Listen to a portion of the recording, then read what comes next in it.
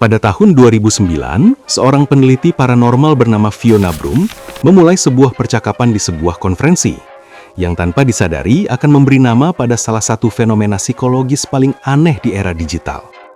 Ia berbagi sebuah ingatan yang jelas dan detail kematian aktivis anti-apartheid Afrika Selatan, Nelson Mandela, di penjara pada tahun 1980-an. Ingatannya tidak samar. Ia seolah bisa mengingat kembali liputan berita internasional, kesedihan global, dan bahkan data duka yang menyentuh dari janda Mandela saat itu. Yang mengejutkan, ia tidak sendirian. Sejumlah orang lain di konferensi tersebut yang tidak memiliki hubungan satu sama lain mengkonfirmasi ingatan yang sama persis.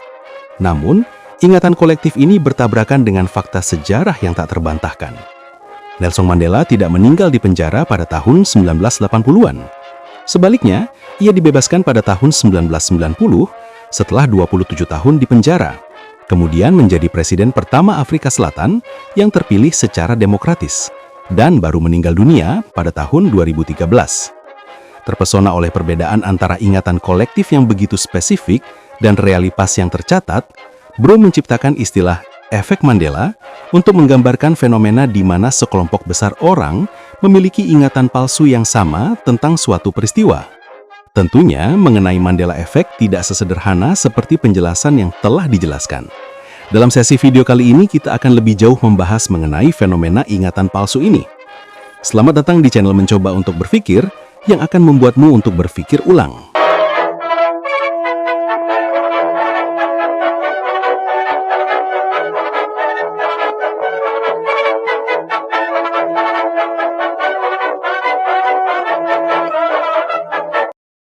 Mandela Effect dapat didefinisikan sebagai fenomena psikologi sosial di mana sekelompok besar individu secara kolektif salah mengingat detail spesifik, peristiwa, atau fakta.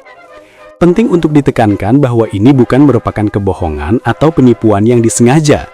Individu yang mengalami efek ini memiliki keyakinan yang tulus dan seringkali teguh pada keakuratan ingatan mereka yang keliru. Mereka mengingat sesuatu yang mereka yakini benar, padahal faktanya tidak demikian. Untuk memahami sepenuhnya skala dan keanehan fenomena ini, perlu untuk melihat beberapa contohnya yang paling terkenal. Salah satunya pada lagu Balonku Ada 5, yang dimana kebanyakan orang beranggapan bahwa salah satu liriknya berbunyi merah kuning kelabu, padahal aslinya hijau kuning kelabu.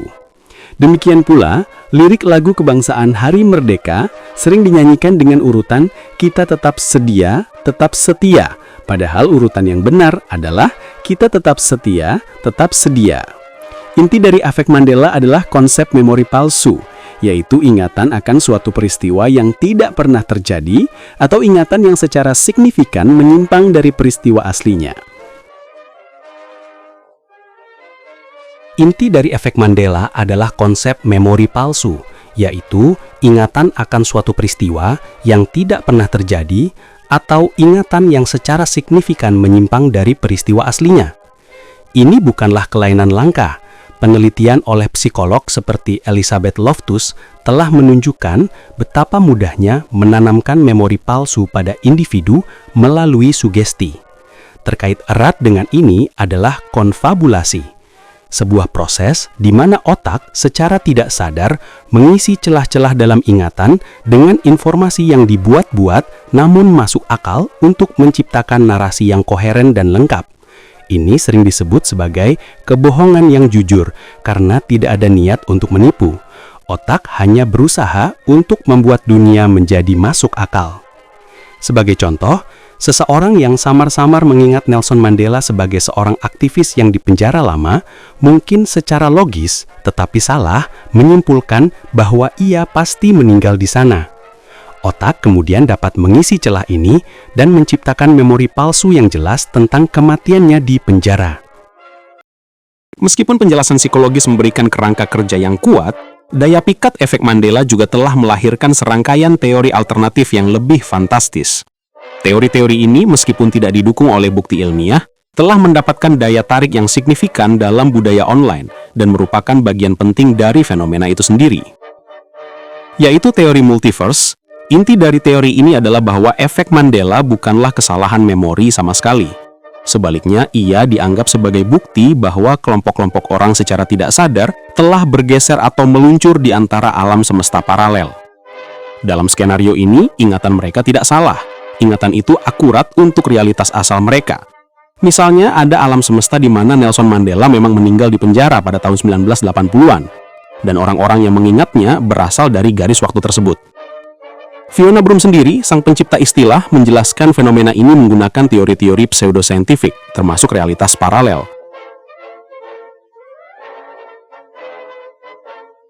Efek Mandela adalah sebuah fenomena psikologi sosial di mana sekelompok besar individu secara kolektif salah mengingat detail atau peristiwa tertentu.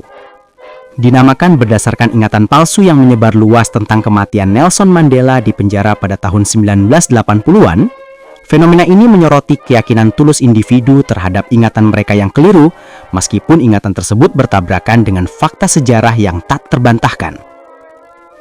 Penjelasan utama untuk efek Mandela berakar pada konsep memori palsu dan konfabulasi. Memori palsu dapat ditanamkan melalui sugesti, sementara konfabulasi adalah proses di mana otak secara tidak sadar mengisi celah-celah dalam ingatan dengan informasi yang dibuat-buat namun masuk akal untuk menciptakan narasi yang kohoren. Ini adalah kebohongan yang jujur, tanpa niat menipu, di mana otak hanya berusaha membuat dunia menjadi masuk akal. Meskipun penjelasan psikologis memberikan kerangka kerja yang kuat, daya pikat fenomena ini juga telah melahirkan teori-teori alternatif yang lebih fantastis. Teori-teori ini, seperti teori multiverse, berpendapat bahwa ingatan tersebut bukanlah kesalahan, melainkan ingatan akurat dari alam semesta paralel yang berbeda. Walaupun tidak didukung oleh bukti ilmiah, teori-teori pseudosaintifik ini telah mendapatkan daya tarik yang signifikan dalam budaya online dan menjadi bagian penting dari diskusi mengenai fenomena itu sendiri.